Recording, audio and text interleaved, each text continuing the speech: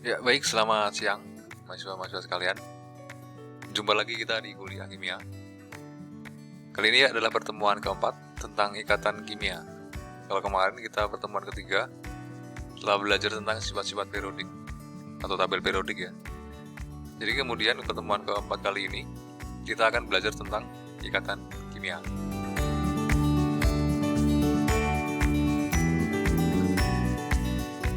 Ya, kita bahas yang pertama, yaitu ikatan ion. Jadi ikatan ion terbentuk antara unsur logam dan non-logam, di mana salah satu unsur itu kelebihan elektron dan salah satu unsur kekurangan elektron. Jadi di ikatan ion ada yang namanya serah terima elektron. Contohnya antara atom Li dan F, di mana Li itu kelebihan 1 elektron, konfigurasinya 2s1. Kemudian F itu kekurangan 1 elektron, konfigurasi terakhirnya 2p5.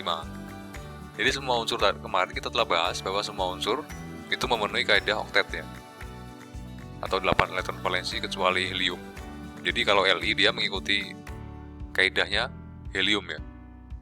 Kemudian dibergabung, jadi ada serah terima dari Li ke F. Jadi seperti ini ya.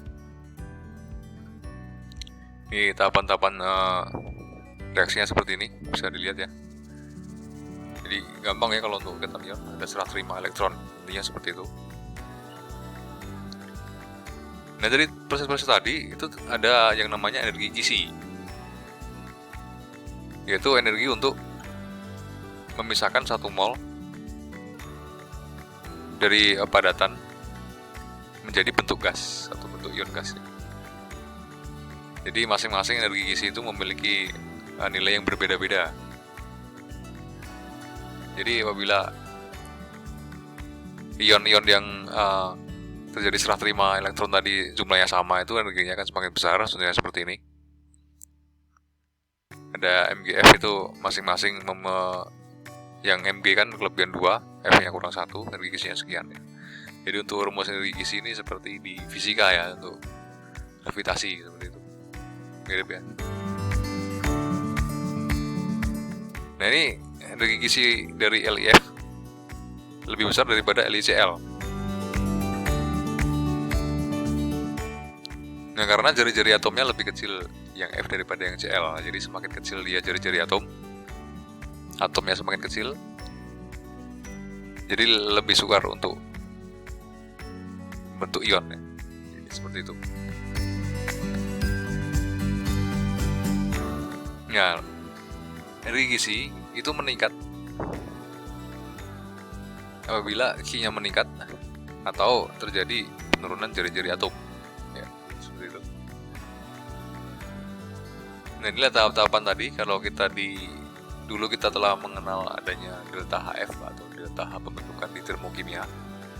Jadi prosesnya sebenarnya seperti ini ya. Jadi ada tahapan-tahapannya. Nah, setelah overall seperti ini. Jadi kita mengenal bentukan Li dan setengah R2 menjadi LiF delta H-nya sekian. Jadi ternyata prosesnya panjang ya. Kemarin kita telah belajar seperti itu di termokimia. Kemudian yang kedua ada ikatan kovalen. Ikatan kovalen ini terjadi pemakaian pasangan elektron secara bersama-sama. Contohnya di unsur F. Unsur F tadi kekurangan 1 elektron. Elektron valensinya ada 7, jadi kurang 1. Ini menggunakan elektron dari sama-sama F juga. Jadi dipakai bersama-sama ini ya. Jadi masing-masing ada 8. Nah, ini menunjukkan adanya kestabilan atau aturan oktet. Contoh lain yaitu F2. Oh, ini untuk ikatan tunggal ya, sorry. Ini ternyata satu pasangan elektron tadi itu menunjukkan adanya ikatan tunggal. Kemudian yang elektron-elektron yang terletak di atom adalah elektron bebas atau pasangan elektron bebas. Nah, ini pasangan elektron yang ikatan, kemudian ini elektron bebas. Kemudian contoh lain yaitu H2O. Ya, di mana H kekurangan 1 mengikuti aturan daripada helium. kemudian O mengikuti aturan oktet, jadi kurang 2, jadi mengambil elektron dari atom H, jadi masing-masing 2. Jadi susunannya jadi H2O ya, seperti ini. Ya, kemudian yang kedua ini ada ikatan rangkap atau ikatan rangkap 2 ya. Contohnya di CO2. C itu elektron valensinya 4. Jadi butuh 4 elektron lagi untuk mengikuti aturan oktet. Dia mengambil 4 elektron dari atom oksigen masing-masing 2. Jadi ada 2 pasang elektron pada ikatan C sama O. Jadi disebut ikatan rangkap 2 atau ikatan rangkap gitu aja. Kemudian ada ikatan rangkap 3. Contohnya di N2 ya. N itu kekurangan 3 elektron. Jadi mengambil 3 elektron dari N juga. Jadi ada 3 pasang elektron yang dipakai untuk berikatan. Jadi disebut dengan ikatan rangkap 3. Seperti ini, tulisannya seperti ini. Ini pasangan elektron bebas. 3 pasang elektron ikatan. Ini 2 pasang elektron ikatan, 2 pasang elektron ikatan. Ini elektron bebas, pasang ya. Nah, ternyata apabila dalam atom yang sama antara pasangan tunggal rangkap 2 dan rangkap 3 itu menunjukkan adanya perbedaan dalam jarak ya. Jadi kalau ikatan tunggal itu ternyata lebih besar daripada ikatan rangkap 2. Ikatan rangkap 2 lebih besar daripada ikatan rangkap 3. Jadi semakin banyak ikatannya, jarak antara atom itu semakin pendek. Jadi disebabkan karena ikatan rangkap 2 dan 3 itu lebih kuat daripada ikatan tunggal. Jadi semakin dia kuat, itu jarak antara atomnya makin rapat ya. Jadi untuk memecahkan itu butuh energi yang lebih tinggi daripada ikatan tunggal. Kemudian alasan lain yaitu ada ikatan sigma dan juga V dalam ikatan rangkap. Nanti akan kita pelajari di pertemuan kelima. Yang membahas tentang geometri molekul ya, nanti lebih jauh seperti itu. Jadi intinya ikatan rangkap dan ikatan rangkap 3 itu lebih kuat daripada ikatan tunggal. Seperti itu. Nah, kemudian ikatan polar itu dibagi menjadi ikatan kovalen. Dibagi menjadi ikatan kovalen polar dan ikatan kovalen non-polar.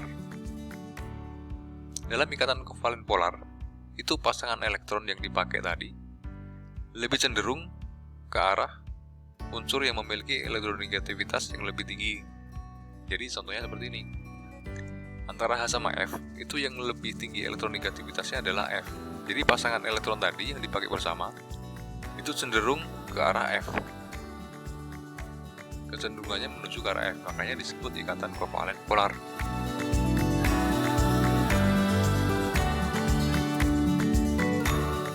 Begitu juga dengan elektron affinity ya, hampir sama istilahnya, jadi kemampuan untuk menarik elektron ya. Jadi seperti itu sama, kemampuan untuk menarik elektron itu menentukan kepolaran suatu ikatan kovalen. Nah, ini adalah sifat-sifat tabel periodik yang minggu lalu sudah kita bahas ya. Jadi dari dalam satu golongan dari bawah ke atas itu elektronegativitasnya makin tinggi.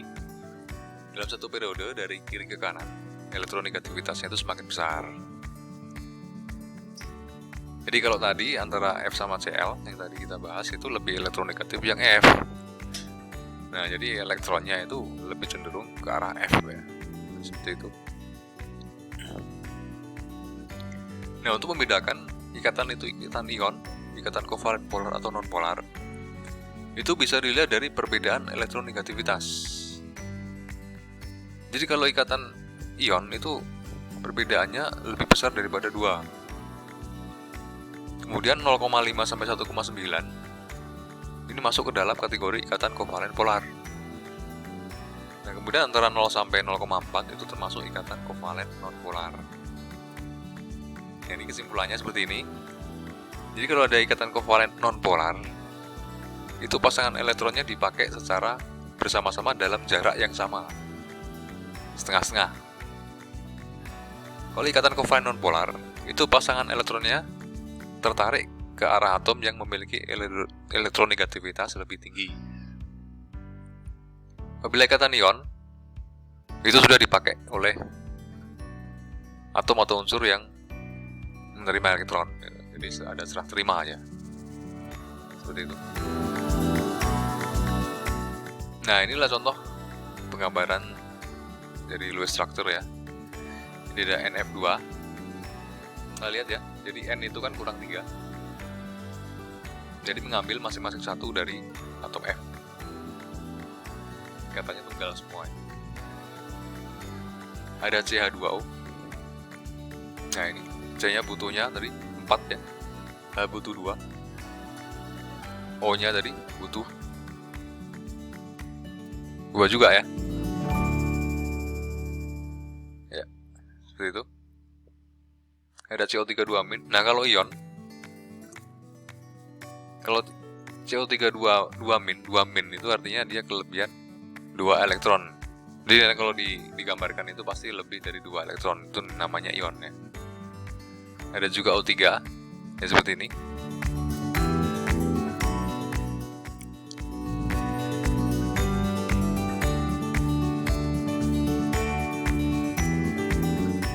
Ya, untuk NO3- itu kelebihan 1 elektron ya. Nanti bisa coba sendiri di rumah masing-masing ya untuk latihan. Jadi kalau cuma dilihat aja ya susah ya, tapi kalau digambar pelan-pelan itu pasti gampang ya. Jadi harapannya nanti mahasiswa bisa belajar sendiri atau menggambar struktur ini di rumah masing-masing. Jadi semakin banyak latihan itu pasti juga akan semakin mudah seperti itu. Oke, baik, saya rasa cukup ya untuk pertemuan keempat kali ini tentang ikatan kimia. Jadi kalau minggu depan kita bahas tentang geometri molekul ya. Oke, baik, cukup sekian pertemuan keempat kali ini. Terima kasih, selamat belajar, dan sampai jumpa lagi.